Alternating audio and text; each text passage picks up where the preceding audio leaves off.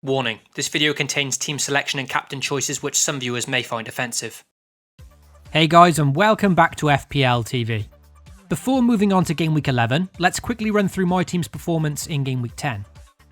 The tone of the game week was already set on Friday night, with Leicester City smashing 9 goals past Southampton and me stupidly not owning any of their players. This of course gave me a huge red arrow before any ball was kicked for my team, and I was therefore fighting an uphill battle from the get-go.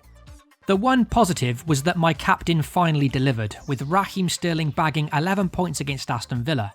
Much needed. The problem was the rest of my team failed to turn up, with just Abraham and De Bruyne the only other players in my squad to bring home points, getting only 1 assist each. In my defence, it was a full house of blanks, although 2 points from Tom Heaton away to Man City is actually more than I was expecting.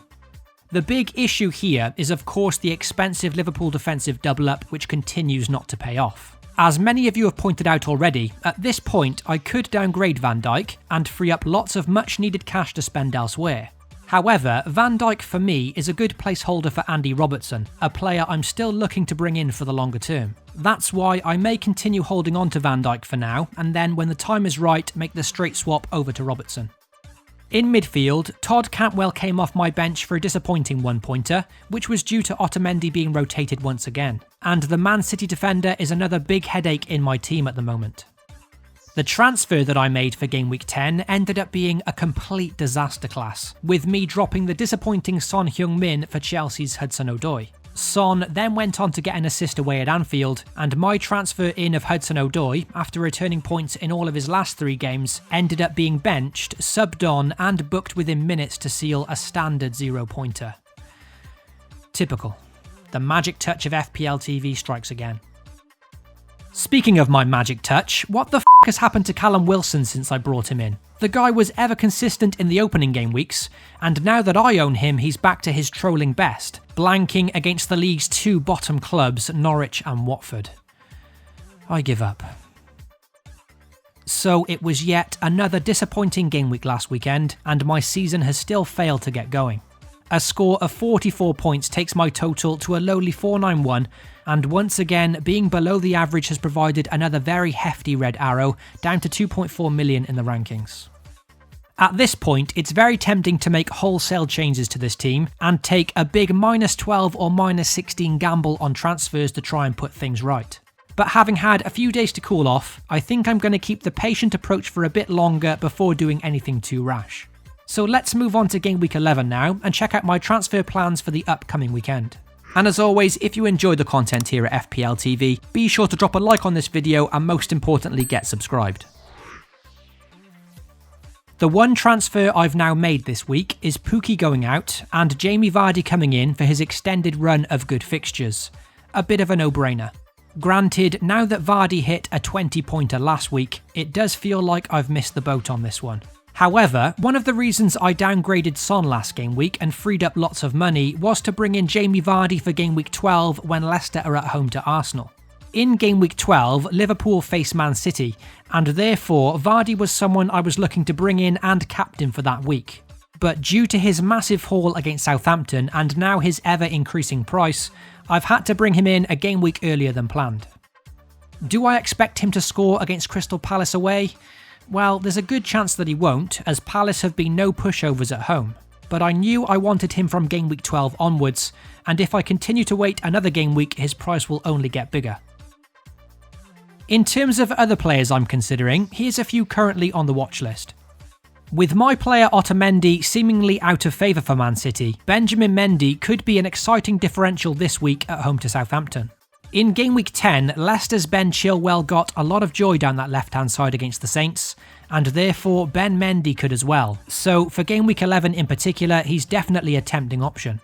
The only thing that worries me long-term is his guarantee of minutes. But with Zinchenko and Angelino currently listed as injury doubts, arguably that does make him a slightly safer pick, providing Cancelo doesn't get played there.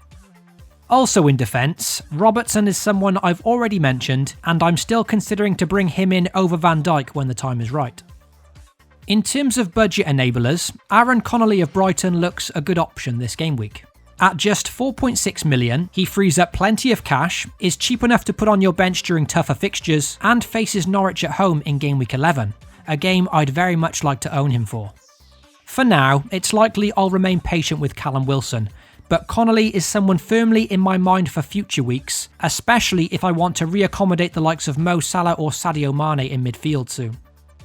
As for midfielders, the return of Anthony Martial is certainly a notable one. At 7.6 million, he's a reasonably priced midfielder who's playing up front for United, which in FPL terms is ideal. United's fixtures do look decent for the next 4 as well, with Bournemouth, Brighton, Sheffield United and Villa coming up, and he's a differential at just under 5% ownership. Similar to Mendy though, it's his guarantee of minutes that does concern me, with the Frenchman not having the best injury record. So that's a few considerations heading into this week, but with just Pukki to Vardy my only confirmed transfer, here's how my team currently lines up. With Liverpool not keeping clean sheets lately, I'm not sure I want to trust the double defence away to Aston Villa. If I did have Robertson instead of Van Dijk, then of course I'd happily play both him and Trent, because attacking returns feel a lot more likely from those two. But with Van Dijk currently in my squad, I am considering to bench him this week.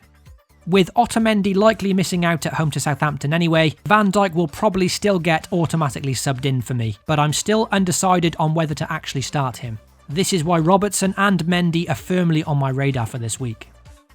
Tom Heaton and John McGinn aren't ideal options facing Liverpool at home this week, and if Hudson-Odoi of Chelsea plays a full 90 in the League Cup on Wednesday, that's another headache I'm going to have going into Game Week 11. So a -4 hit could be on the cards here, but I'm just trying to look at the bigger picture rather than focusing solely on one game week. The one easy choice I do have in Game Week 11 is the captaincy, with my City options Kevin De Bruyne and Sterling facing Southampton at home, so I don't think there's need to look any further than those two. Both of them got rests during the midweek League Cup game, and for me it's Raheem Sterling who gets the armband. As mentioned, Leicester got so much joy down Southampton's left-hand side, and this could therefore be perfect for Mendy and Sterling to continue their impressive link-up play. Granted, Southampton will look to respond after that 9-0 humiliation, but you'd still have to fancy Man City putting a few goals past them. So that's how my team currently lines up for Game Week 11. Not particularly the strongest team, and I'm not going into it with too much optimism. But let me know what you think I should change in the team, and if any of the moves I've mentioned are worth taking some hits for. Good luck to you all for Game Week 11, FPL responsibly, and I'll catch you all very soon.